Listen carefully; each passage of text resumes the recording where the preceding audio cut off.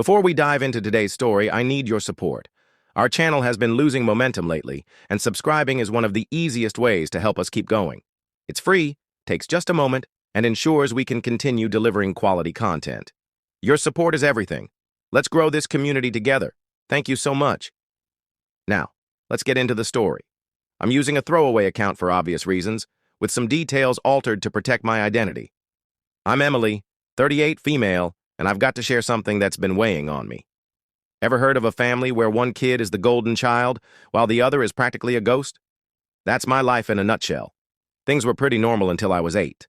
I was an only child, and though my parents weren't exactly warm, they were around. Mom would go over my schoolwork with me, and Dad would sometimes take me out on Lake Huron for fishing trips. We weren't picture perfect, but we got by.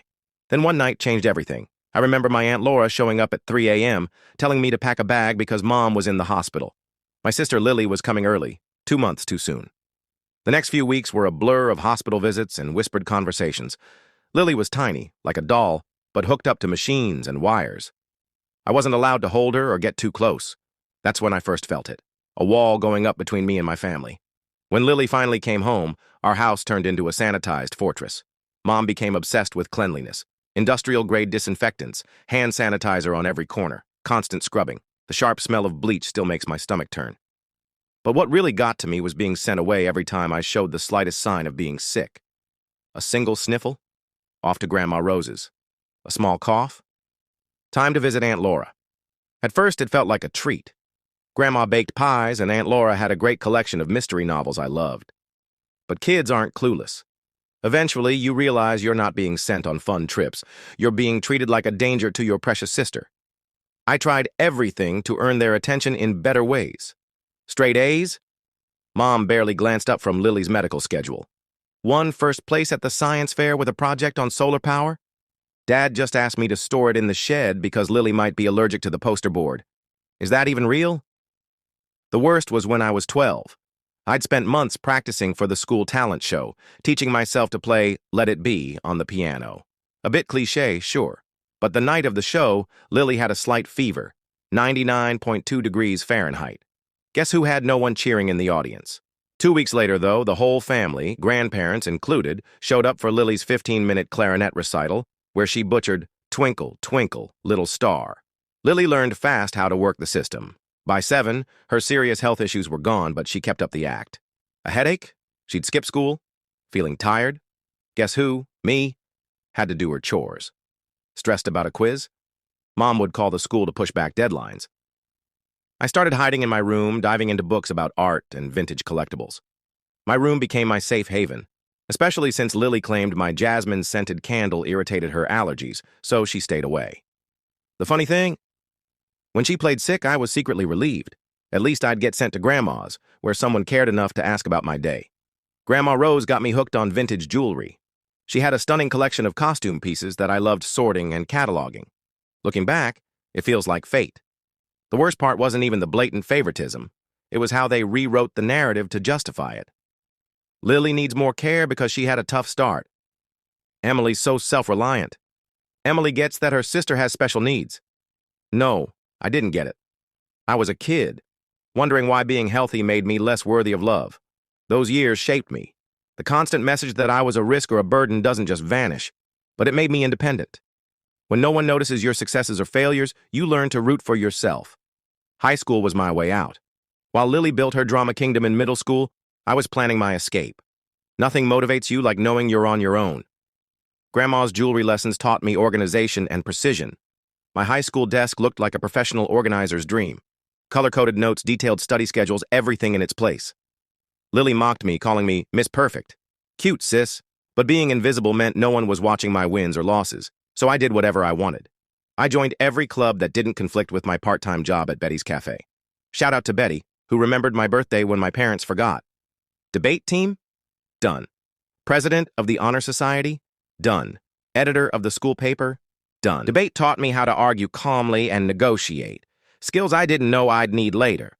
I won state championships twice, but my parents missed both because Lily had soccer games. She was on the D team and barely played.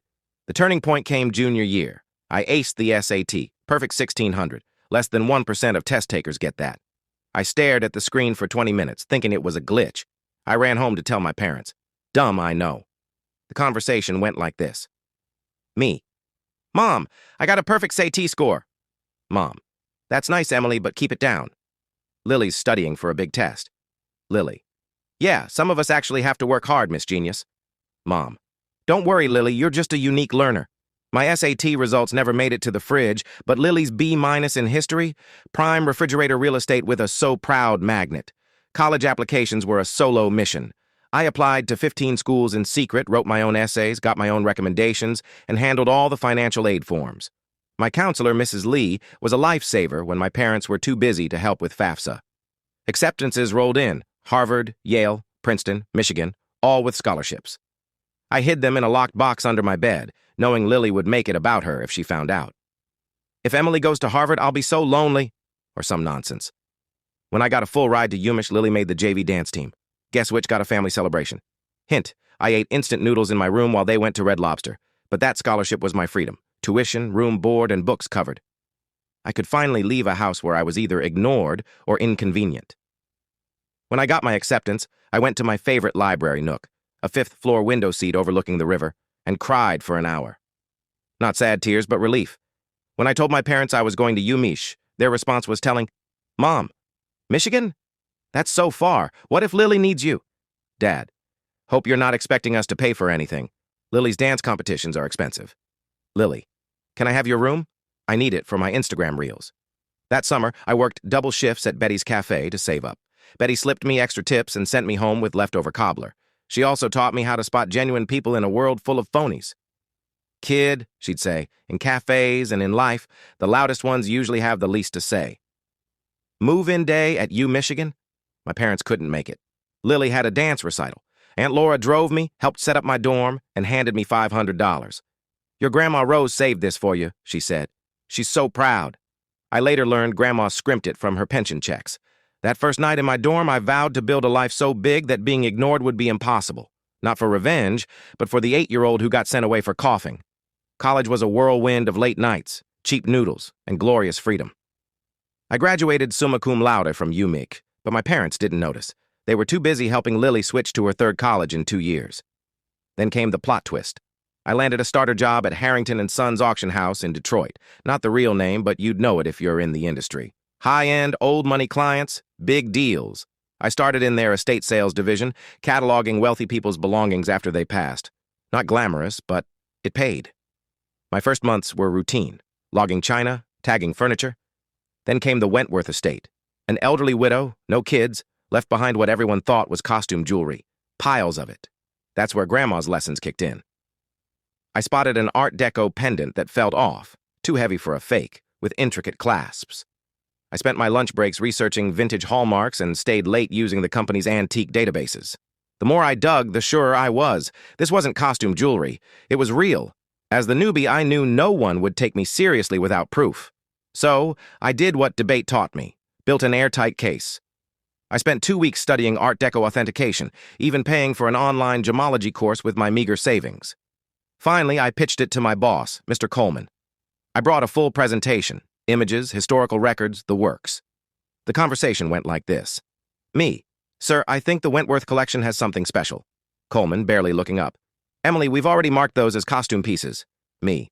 I know, but these hallmarks match Cartier's 1927 designs. Coleman, now interested. Where'd you learn this? Me. I did some research. The pendant sold for $52,000 at auction, a rare piece from a 1920s European collection. Coleman started trusting me, giving me more items to verify. Suddenly, my useless hobby of sorting jewelry had value. I dove into learning everything about vintage jewelry, taking every course I could afford, spending weekends at estate sales, and keeping a notebook of authentication techniques. My apartment looked like a jewelry historian's lair, walls plastered with hallmark charts and certification guides. I started finding valuable pieces others missed, building collector contacts, and learning the market. My commission checks grew.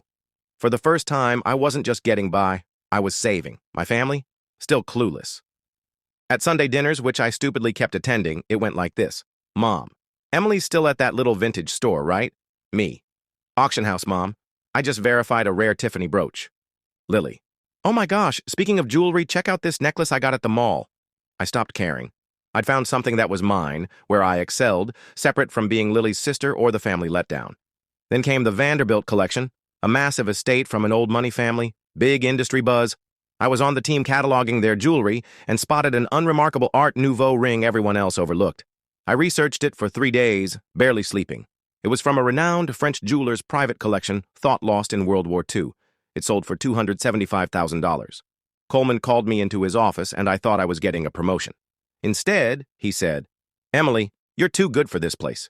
You should start your own authentication business." I laughed it off at first. Me? A business? With what cash? But the idea stuck. I started small, taking freelance authentication gigs. Word spread about my knack for spotting gems. One night, surrounded by jewelry manuals in my tiny apartment, it hit me. I could do this. So I did something wild. Took a loan against my car, drained my savings, and rented a tiny office above a noodle shop. It smelled like sesame oil, and the Wi-Fi only worked by the window, but it was mine. The first months were terrifying. I'd wake up at 4 a.m., panicking about loan payments. My office? A thrift store desk and a chair I found on the street. Sanitized, don't worry. But in high-end jewelry, reputation is everything, and my auction house experience gave me a start. I took small jobs for local antique shops, charging less than bigger firms but delivering meticulous work. Word spread. 6 months in, a big break. A former auction house contact asked me to verify a set of Victorian-era pins. The owner wanted authentication before selling. It was a huge collection spanning 3 generations. I worked on it for 2 weeks straight, finding 2 rare pieces mislabeled as replicas. The owner was thrilled, paying my fee plus a 10% commission, $92,000, more than I'd earned in 2 years. My phone started ringing off the hook. Collectors, estate lawyers, even my old auction house sent me work. I'm pretty sure Coleman was quietly spreading the word. By year 2, I hired my first employee, Claire, a gemology grad who reminded me of myself, smart, but overlooked. She's now my lead authenticator and worth her weight in diamonds. The business grew fast. We moved to a proper downtown office, ditching the noodle shop smell. I built a team of experts earning a reputation for spotting lost treasures. You'd be shocked how many priceless pieces get mistaken for junk in attics. Keeping it from my family was tricky. They thought I worked at a thrift shop. Lily would jab at me during dinners. Lily: I've got some old earrings for Goodwill. Want them for your little store? Me, after authenticating a $1.5 million Fabergé pendant? Sure, I'll check them out. Mom still introduced me as my other daughter. She does something with old trinkets. Meanwhile, I was featured in a trade magazine under my company name, and we'd opened our 3rd office. Keeping it secret was almost fun, like a private game. I'd wear real Cartier to family dinners, seeing if anyone noticed. They didn't. Lily once bragged about her $250 Fossil watch while I wore a vintage Rolex worth more than her car. Managing growth was the real challenge. By year 5, we had offices in Detroit, Chicago, and New York. I was on planes more than in my own bed, known for discretion. Rich folks want their jewelry verified quietly. The money was huge, but I kept a low profile. A nice but modest house, a sensible car. My one splurge? A state-of-the-art home office with top-tier authentication gear, a killer security system, and a custom vault. My family thought I was scraping by to help them.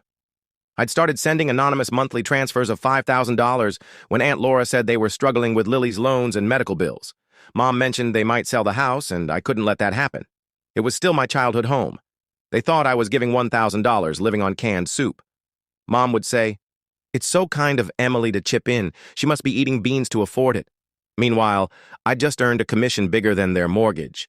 Success is weird. You can't explain it to people who've always seen you as less. It's like describing a rainbow to someone who only knows gray. By now, my company dominated the Midwest's high-end jewelry authentication scene. Our reputation was rock solid. But every Sunday, I'd play Emily, the humble thrift shop worker, eating Mom's overdone roast while Lily droned on about her entry-level PR job. The disconnect was absurd. I'd spend mornings on calls with London collectors, afternoons verifying million-dollar pieces, and evenings in my normal clothes, listening to Lily brag about fetching her boss's coffee. One Sunday stands out. I just closed a massive deal, authenticating a lost Tiffany piece hidden in a vault for 50 years. The commission? 7 figures. I drove straight to my parents for dinner, still buzzing. Mom said, "Emily, your clothes look a bit tired." I was wearing a $3,500 wool sweater, chosen for its low-key look. Lily chimed in, "If you'd gotten a real career instead of messing with old trinkets?" Dad: "Lily, be kind. Not everyone can be as successful as you." I nearly laughed into my roast. Around then, I upped the anonymous transfers to $7,000 a month to cover Lily's MBA dreams at a fancy private university. Mom called, crying about costs. I suggested state schools, but she said Lily needs a certain caliber. She asked if I could send more. My accounts didn't even notice, but hearing them praise Lily's ambition while assuming I was starving to help. That hurt. The kicker? I was giving a guest lecture at Lily's dream school on luxury goods authentication. They didn't know. I skipped dinner that week, claiming a work trip. My success felt like a double life. Corporate rock star by day, disappointing daughter by Sunday. The breaking point came at Thanksgiving. 2 days before, Mom called, upset about her back pain. A slipped disc. Cooking for 20 guests felt impossible. Tired of her dry turkey, I offered to cater. She worried about the cost, but I said I'd saved up. She asked, "You're not taking out loans, are you?" I hired a top-tier catering company I use for business events. They're phenomenal. Food that makes you question why you ever cooked. It cost more than my parents thought I earned in 3 months, but whatever. Thanksgiving morning, I was tracking a Hong Kong auction for a rare Art Nouveau bracelet. A client needed authentication if they won. The catering arrived perfectly. Gourmet dishes, flawless presentation. Lily, of course, had to comment, "Boxed stuffing, Emily? Mom's is way better." This from someone who once burned microwave popcorn. Mom apologized for not cooking, but everyone loved the food. Lily quieted down after trying the honey-roasted carrots, which cost more per plate than her weekly budget. I stepped away during dessert to check the auction, setting up in my old bedroom, untouched since high school, unlike Lily's, which had been redone 4 times. I left my authentication software open, showing account details and deals.